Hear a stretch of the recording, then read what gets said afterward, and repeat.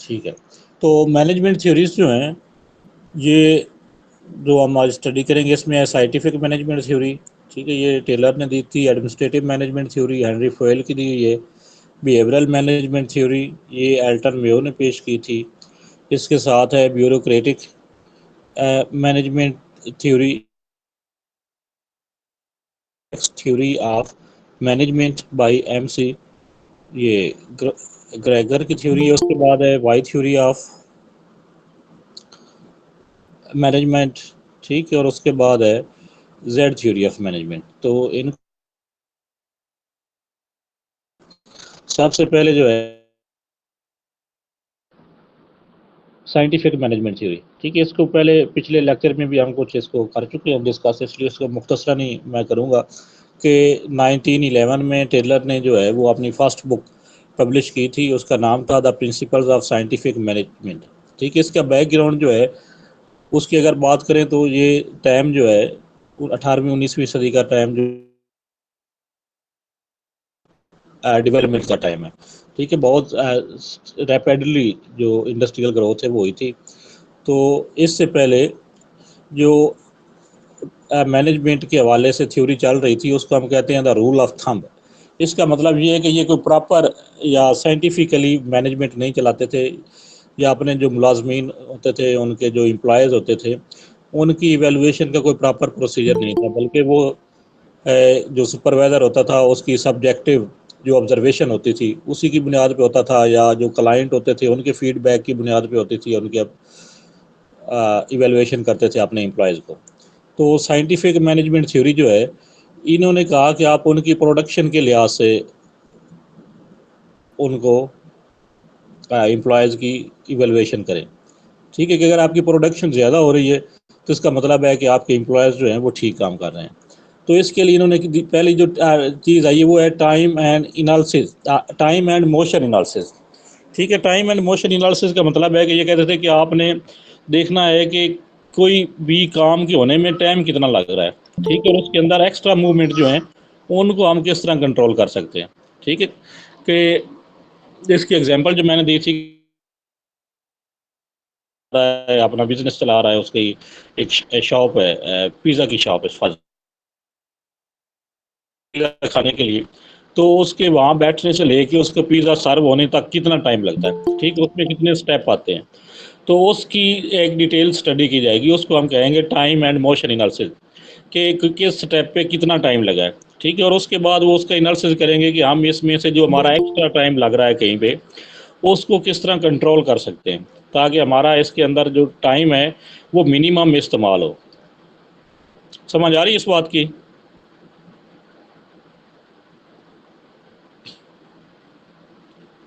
جی آ رہی ہے سر. ٹھیک ہے، تاکہ ہمارا ٹائم جو ہے وہ منیمم استعمال ہو. ٹھیک ہے، تو اس کو انہوں نے نام دیا ہوا ہے، اس کو نام دیا گیا ٹائم اینڈ موشن انالسس. اس میں آپ نے بنیادی طور پر یہ فائنڈ کرنا ہے کہ کہاں کہاں پہ آپ کی کوئی ایکسٹرا موومنٹ ہو رہی ہے، کوئی ایکسٹرا سٹیپ آپ لے رہے ہیں جس کو اوائڈ کر کے یا جس کو شارٹ کر کے آپ اپنی پروڈکشن جو ہے اس کو مزید بہتر کر سکتے ہیں. ٹھیک ہے، تو یہ ایک ڈیٹیل اس کے سائنٹیفکلی اس کا پروسیس کرنا، اس کو ایویلویٹ کرنا، انالسس کرنا، اس کو انہوں نے ٹائم اینڈ موشن انالسس دیا ہے. اس کے بعد جس چیز پہ اس نے زیادہ فوکس کیا ہے اس نے ٹیلر نے وہ ہے ڈویژن آف لیبر. ٹھیک ہے، اس نے کہا کہ ایک ہی کام، مطلب ایک ہی شخص اگر فرض کرے آپ کے پاس پیزا کی شاپ پہ آپ چلا رہے ہیں، تو اگر آپ نے ایک ہی رکھا ہوا ہے، آپ کے پاس سروینٹ ہے جو آرڈر بھی لیتا ہے، وہ پھر جا کے اس کو بنائے گا، پیزا بنا کے پھر اس کو سرو بھی کرے گا، تو ظاہر ہے اس کی کوالٹی جو ہے وہ اتنی نہیں ہوگی جتنی کوالٹی تب آئے گی جب ہر کام کے لیے آپ کے پاس اسپیشلسٹ بنتا ہو. ٹھیک ہے، ٹیبل سیٹ کرنے کے لیے ایک اسپیشلسٹ آدمی ہو، ٹیبل ریڈی کرنے کے لیے ایک آدمی جو آپ کے پاس اسپیشلسٹ ہو، جو آرڈر لینے کے لیے ہو، اس طرح کوک کرنے کے لیے اسپیشلسٹ ہو آدمی آپ کے پاس. تو اس کو اس نے ڈویژن آف لیبر کا نام دیا کہ آپ ایک آدمی سے سارے کام کروانے کی بجائے وہ کام بانٹ کے دیں ان کو. ٹھیک ہے، تو اس طرح کام بانٹ کے دیں اور جو آدمی وہ کام کر رہا ہو وہ اس کام کے اندر اسپیشلائزیشن ہو اس کی. ٹھیک ہے، مطلب جو آرڈر لے رہا ہے وہ آرڈر لینے کے اندر اسپیشلسٹ ہو، جو پیزا بنا رہا ہے وہ پیزا بنانے کے اندر اسپیشلسٹ ہو، جو ٹیبل ریڈی کر رہا ہے وہ ٹیبل ریڈی کرنے کے اندر جو ہے وہ اسپیشلسٹ ہو. تو اسی طرح مطلب یہ لازمی نہیں کہ ہم اس کو ایک ایگزامپل دیے، آپ اس کو کسی بھی شعبے میں اپلائی کر سکتے ہیں. تو یہ ہے ڈویژن اینڈ لیبر اسپیشلائزیشن. ٹھیک ہے. اس کے بعد نیکسٹ ہے اس میں نیکسٹ تھیوری جو ہے ہماری وہ ہے ہینری فیول کی تھیوری، ایڈمنسٹریٹو مینجمنٹ تھیوری. پچھلی تھیوری جو ہم نے پڑھی ہے اس کے حوالے سے کسی کے ذہن میں کوئی کوشچن ہے تو وہ پوچھ سکتے ہیں.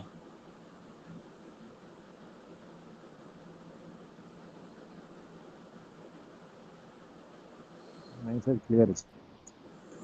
ٹھیک ہے. اچھا، ایڈمنسٹریٹو مینجمنٹ تھیوری جو ہے یہ اس کو ہم ایڈمنسٹریٹو مینجمنٹ تھیوری بھی کہتے ہیں، فنکشنل مینجمنٹ تھیوری بھی کہتے ہیں، ماڈرن مینجمنٹ تھیوری بھی کہتے ہیں. ٹھیک ہے. مختلف نام اس کے نام جو ہیں. تو ہینری فیول نے پیش کی تھی. اس میں جو فوکس ہے ایڈمنسٹریٹو مینجمنٹ تھیوری کا وہ ہے مینیجر کے اوپر. ٹھیک ہے. جبکہ اس سے پہلے جو ہم نے سائنٹیفک مینجمنٹ تھیوری پڑھی ہے وہاں پہ سارا فوکس ہے پروڈکشن کے اوپر، امپلائز کے اوپر. ٹھیک ہے. تو امپلائز کی کارکردگی جو ہے اس کو جانچنے کے لیے وہاں پہ ان کا معیار جو ہے وہ پروڈکشن ہے کہ اگر آپ کی پروڈکشن زیادہ ہو رہی ہے تو آپ کے امپلائز جو ہے وہ ٹھیک کام کر رہے ہیں. جبکہ جو ایڈمنسٹریٹو مینجمنٹ تھیوری ہے اس کا سارا فوکس جو ہے وہ مینجمنٹ پہ ہے کہ آپ نے سارے کام کو مینج کیسے کیا ہوا ہے. کہ اگر آپ کے پاس جو ہے اسپیشلائز لوگ بھی ہیں، آپ ان ڈویژن آف لیبر بھی کی ہوئی ہے، لیکن اس کو صحیح طور پہ آپ مینج نہیں کر رہے تو آپ کی وہ ساری چیزیں بیکار جائیں گی. تو ان کا جو مین فوکس ہے ایڈمنسٹریٹو مینجمنٹ تھیوری کا، ٹھیک ہے، وہ مینجمنٹ ہے، ایڈمنسٹریشن ہے. ورکر کی بجائے سارا فوکس جو آپ یہ کہہ لیں کہ ایڈمنسٹریشن کی ٹرم جو ہم یوز کر سکتے ہیں کہ اس پہ آ گیا.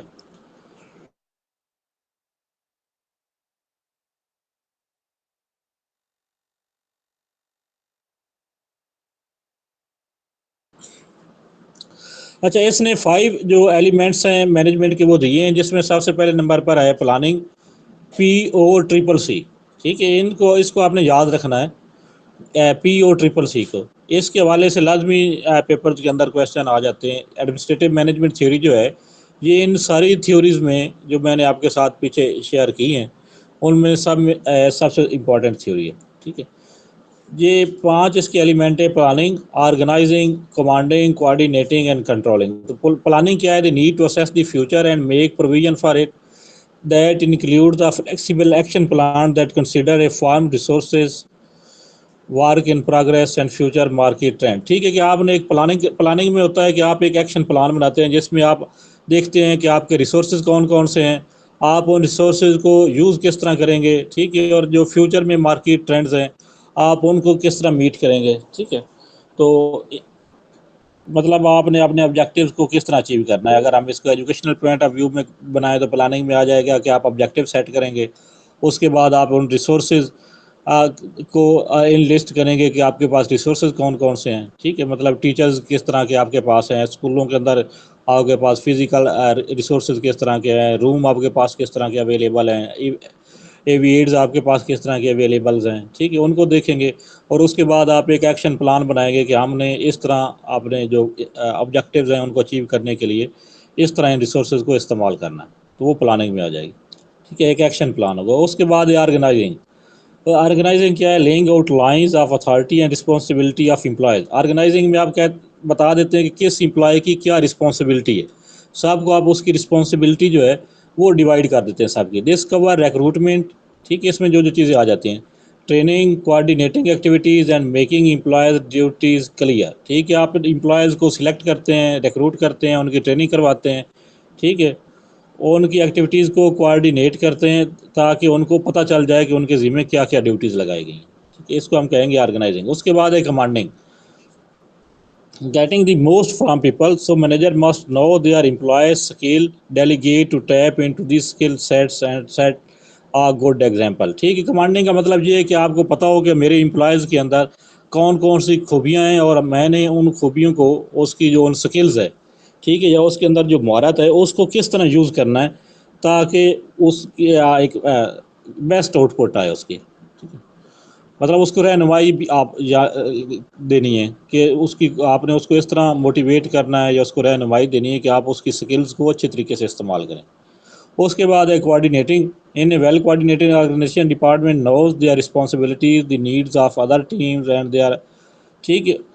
کوآرڈینیٹنگ کا مطلب یہ ہے کہ جو آپ نے آرگنائزنگ میں سب کو رسپانسبلٹیز بانٹ کے دے دی ہیں وہ ان سب کو پتہ ہو کہ ہم نے کس کس طرح اپنا کام کرنا ہے ٹھیک ہے، اور کس طرح ایک دوسرے کے ساتھ جو ہے وہ مل کے چلنا ہے مختلف لوگوں نے، ٹھیک ہے، چونکہ ایک آرگنائزیشن ہے تو اس کے جو سب یونٹس ہوں گے وہ کوئی انڈیویجول نہیں ہے کہ وہ اپنا الگ الگ کام نہیں کر رہے ہیں۔ اس کی ایگزامپل ایسے ہی آپ لے سکتے ہیں کہ آپ فرض کریں کہ آپ میں سے ایک جو ہے وہ 8 کلاس کے ٹیچر ہیں، ٹھیک ہے، اب ایک 8 کلاس کو کوئی ٹیچر جو ہے وہ انگلش پڑھا رہا ہے، دوسرا میتھ پڑھا رہا ہے، تیسرا جو ہے وہ بایو پڑھا رہا ہے، تو ان کے اندر جب تک کوآرڈینیشن نہیں ہوگی، وہ چاہے جتنے بھی ایکسپرٹ ہوں، وہ کلاس جو ہے مجموعی طور پہ اچھا رزلٹ نہیں دے سکے گی، ٹھیک ہے۔ فرض کریں کہ ایک دن سب ٹیچر جو ان کو ایک ایک لیسن جو ہے اس کا چیپٹر کا ٹیسٹ دے کے آ جاتے ہیں، تو دوسرے دن آدھی کلاس ویسے ابسینٹ ہو جائے گی کہ یہ ہمیں اتنا کام کیوں دے دیے گئے۔ کوآرڈینیشن یہ ہوگا کہ 2 ٹیچر کام دے لیں، باقی 2 جو ہے وہ ان کو کوئی اور کام آسان کام دے لیں تاکہ اسٹوڈنٹ پہ برڈن نہ بنے، ٹھیک ہے۔ اس طرح مختلف ڈپارٹمنٹ میں اس کی مختلف ایگزامپلس ہو سکتی ہیں۔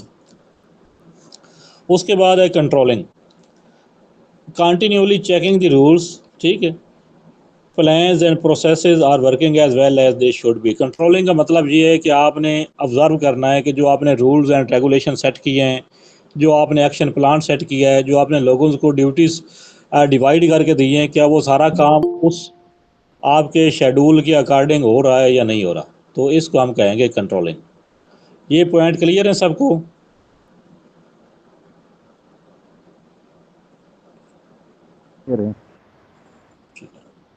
یہ صرف آپ بولتے ہیں، باقیوں کو پتہ نہیں سن رہے ہیں یا کوئی نہیں سن رہے مجھ سے۔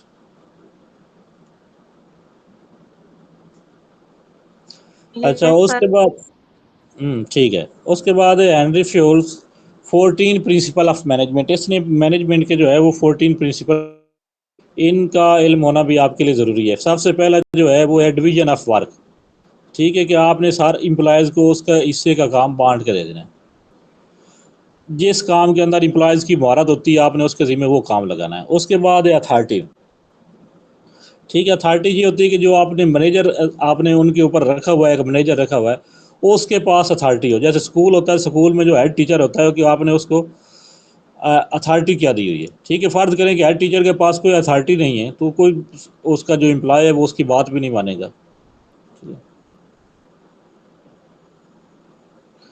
تو لیکن اتھارٹی کو یوز کرنا جو ہے وہ بھی ایک، اس کے لیے بھی انٹیلیجنس چاہیے۔ صرف اتھارٹی ہونے کی وجہ سے سارے کام نہیں ہو سکتے، کہ ایک آپ کے پاس اتھارٹی ہے تو اس کا مطلب بالکل یہ نہیں ہے کہ آپ ہر کام کروا سکتے ہیں۔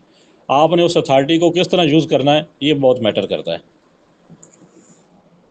اچھا، اس کے بعد ہے ڈسپلن۔ ڈسپلن کا مطلب یہی ہے کہ تمام لوگ جو آپ کے پاس اس امپلائز ہیں وہ اپنا کام رولز اینڈ ریگولیشن کے مطابق کر رہے ہوں۔ یونٹی آف کمانڈ،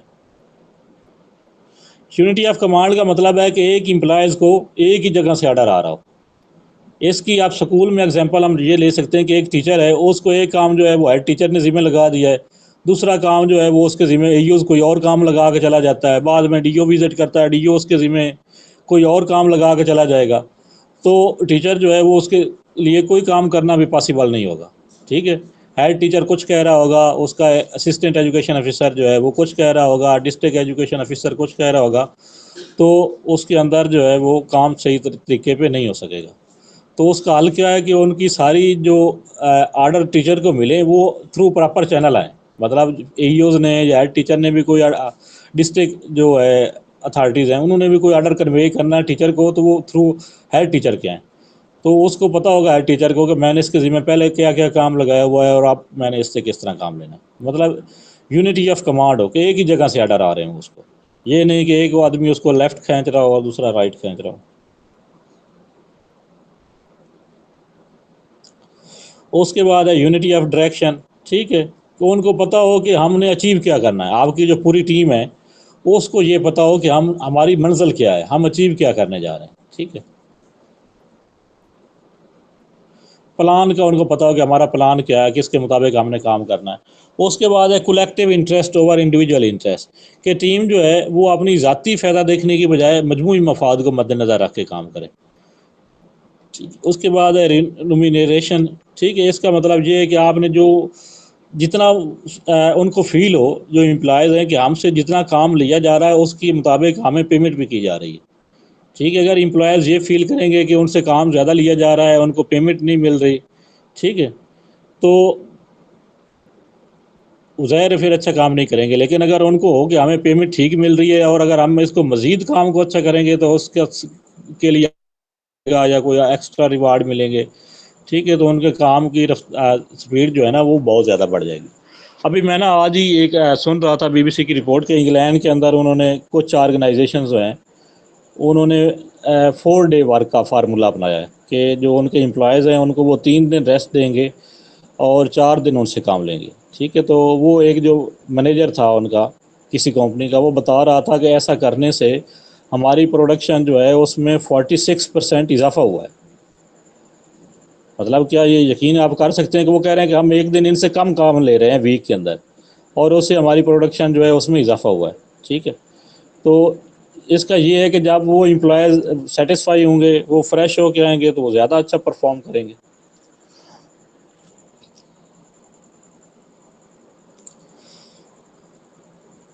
اچھا, اس کے بعد ہے سینٹرلائزیشن. سینٹرلائزیشن ہے کہ جو ڈیسیجن میکنگ ہو وہ سینٹرلائز پروسیس ہو, ٹھیک ہے, کہ جو مینیجر ہوتے ہیں یا ایڈمنسٹریٹر ہوتے ہیں وہ آپس میں مل بیٹھ کے ڈیسیجن لیں اور اس کو پھر امپلائیز جو ہیں وہ اس ڈیسیجن کو سارے فالو کریں. اس کے بعد ہے اسکیلر چین. اسکیلر چین کا مطلب ہے کہ امپلائیز کو یہ پتہ ہو کہ وہ جو اس کی ہیرارکی ہے, جو اس کی آرگنائزیشنل ہیرارکی ہے, اس کے اندر وہ کہاں پہ سٹینڈ کر رہا ہے, ٹھیک ہے. فرض کرے مطلب ایک اسسٹنٹ ایجوکیشن آفیسر ہے تو اس کو پتہ ہو کہ جو ہیرارکی کے اندر اس کی کیا ویلیو ہے. ٹیچر جو ہے اس کو پتہ ہو کہ ساری جو ہیرارکی ہے اس کے اندر ٹھیک ہے. ہیرارکی کا مطلب کیا ہے, جو ہیرارکی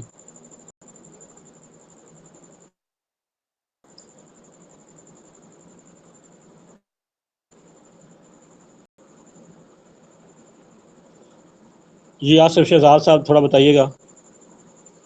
یہ ایک ٹرم یوز کی ہم نے کہ آرگنائزیشنل ہیرارکی.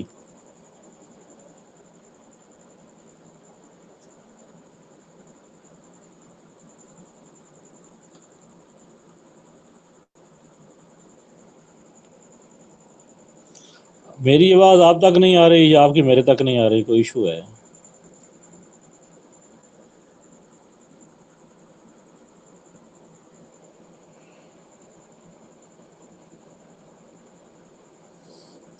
عرفان علی صاحب آپ بتا دیں.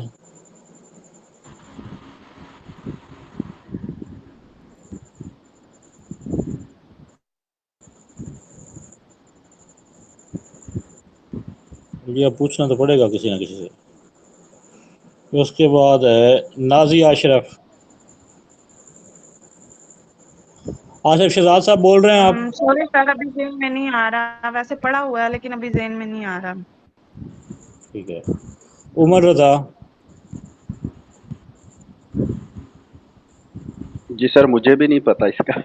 میں پھر ایسے ہی بولے جا رہا تھا تو آپ لوگوں میں سے کسی نے یہ بھی نہیں کہا کہ اس کو ایکسپلین کر دیں, تو اس سب طرح آپ وہ لوگ ہیرارکی آف نیڈس پڑھی ہوئی ہیں شاید اسی طرح کا کوئی لفظ ہیرارکی کا مطلب یہی ہے. ہیرارکی کا مطلب یہی ہے کہ وہ اسٹیپ آرگنائزیشنل ہیرارکی کا مطلب یہ ہے کہ آپ کو پتہ ہو کہ جیسے آپ ایجوکیشن سسٹم کی بات کریں تو ڈسٹرکٹ کے اندر سب سے ہائیسٹ لیول پہ سی او ہوتا ہے ہمارے پاس, ٹھیک ہے, چیف ایگزیکٹو آفیسر ہوتا ہے. اس کے بعد جو ہے وہ ڈی او ہوتا ہے ہمارے پاس, ٹھیک ہے, جس کو ہم کہتے ہیں وہ آگے ڈی اوز 2-3 ہو سکتے ہیں کہ ایک ڈی او جو ہے district education officer, D O کا مطلب ہوتا ہے سب سے اوپر ہو گیا چیف ایگزیکٹو آفیسر. اس کے بعد سیکنڈ نمبر پہ آ جائے گا آپ کے پاس ڈسٹرکٹ ایجوکیشن آفیسر. اس کے بعد تھرڈ نمبر پہ آ جائے گا ڈپٹی ڈسٹرکٹ ایجوکیشن آفیسر, ٹھیک ہے, جو تحصیل لیول پہ ہوگا ڈپٹی ڈسٹرکٹ ایجوکیشن آفیسر, ٹھیک ہے. اس کے بعد ہوگا اسسٹنٹ ایجوکیشن آفیسر اے ای او جس کو ہم کہتے ہیں. اس کے بعد ہیڈ ٹیچر ہوگا. اس کے بعد جو ہے وہ ٹیچر ہوگا. تو یہ جو ایک ترتیب بنی ہوئی ہے اس کو ہم کہیں گے کہ یہ آرگنائزیشنل ہیرارکی ہے. سر یہ سی او سے پہلے سیکٹری آف ایجوکیشن بھی ہیرارکی میں شامل ہوگا سر؟ اور وہ سارے شامل ہیں, میں نے صرف آپ کو ڈسٹرکٹ لیول پہ ایک ایگزامپل دی ہے, ٹھیک ہے. جی سر. ہاں, تو اس کو ہم کہیں گے کہ یہ ہماری کیا ہے, آرگنائزیشن کی ہیرارکی ہے. اب اس کا کنسیپٹ تو کلیئر ہو گیا نا آپ کو؟ یس سر, جی تھینک سر. یو. ٹھیک ہے.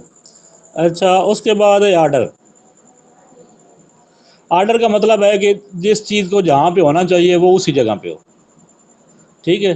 ایوری تھنگ جو ہے وہ اپنی رائٹ پلیس پہ ہو, دی right main in the right place, ٹھیک ہے. تو اس کو ہم کہیں گے کہ یہ ہر چیز آرڈر میں.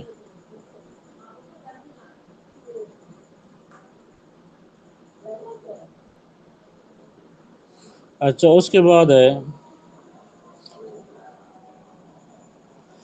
इक्विटी। इक्विटी का मतलब ये होता है कि आप सारे सबको इक्वली ट्रीट करें।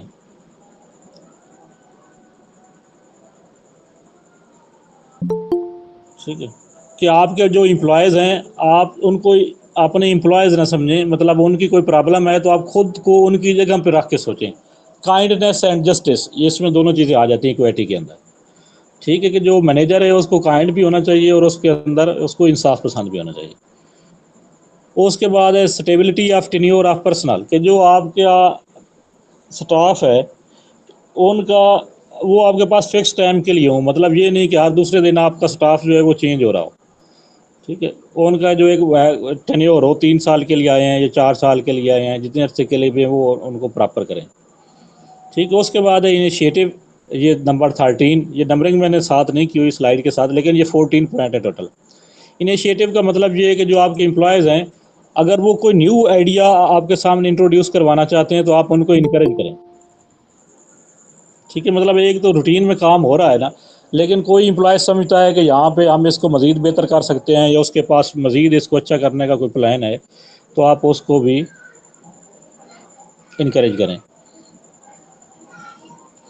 स्पिरिट डी कॉर्प्स, इसका मतलब होता है कि टीम स्पिरिट।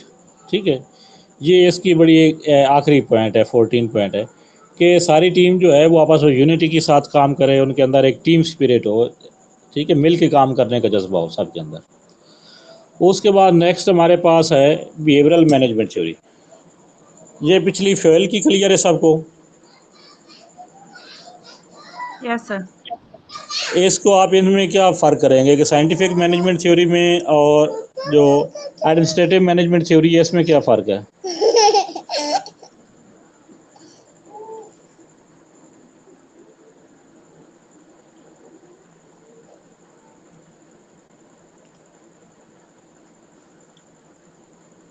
सर जो साइंटिफिक मैनेजमेंट थ्योरी है ना वो बेस करती है साइंटिफिकली ऑर्गेनाइज्ड वर्क पे। ऑर्गेनाइजेशन कोई भी ऑर्गेनाइजेशन हो उसका जो वर्क है वो साइंटिफिकली ऑर्गेनाइज किया जाता है। जबकि एडमिनिस्ट्रेटिव थ्योरी जो है उसका फोकस जो है वो सिर्फ और सिर्फ जो है मैनेजर्स पर होता है रेदर देन वर्कर, यानी वर्कर पर नहीं होता। यानी ये जो एडमिनिस्ट्रेटिव थ्योरी है ये अपना मैनेजर फोकस थ्योरी है, ये मैनेजर सेंट्रिक थ्योरी है सर। ठीक है।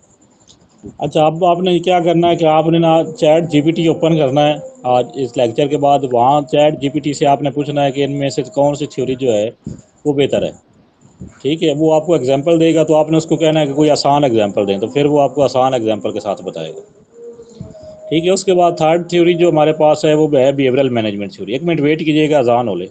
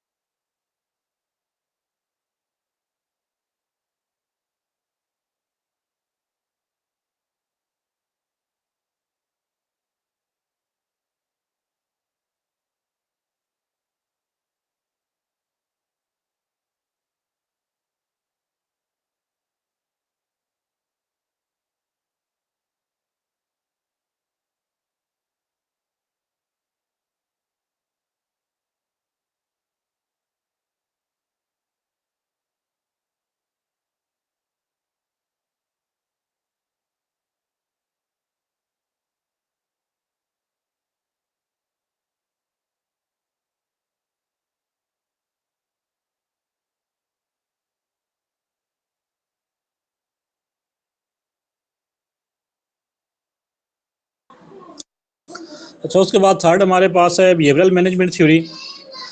बिहेवियरल मैनेजमेंट थ्योरी जो है, जैसा कि इसके नाम से ज़ाहिर है, ये कहते हैं कि जो मैनेजर होते हैं वो ऐसी टेक्निक इस्तेमाल करें जिससे जो उनके जो एम्प्लॉयज़ है उनके अंदर एक पॉजिटिव बिहेवियर आए, चेंज आए।